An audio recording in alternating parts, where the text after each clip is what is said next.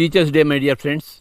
In the Pyramid Valley, we are celebrating the Teachers' Day by paying tributes to the greatest teacher of spirituality, Harold W. Percival.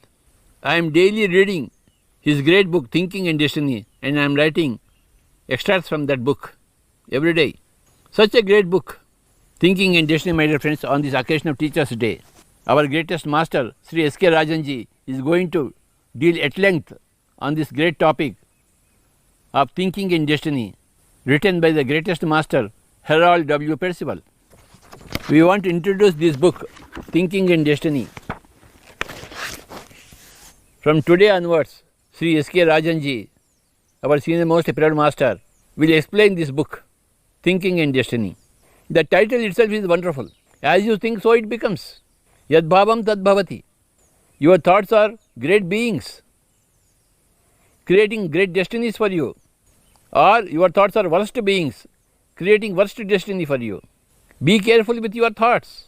Then you are having wonderful destinies. If you are careless with your thoughts, you are going to have horrible destinies.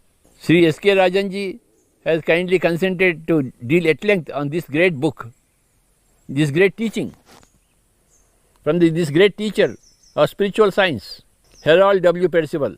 This is the best book I am holding. Best book in the whole world. Something very different from all the other books. Many things are same, but some things are difficult. Some things are different. Whatever may be the differences, whatever the difficulties, we have to read this book. The more you study this book, the better person you will be. You will have more scientific thinking.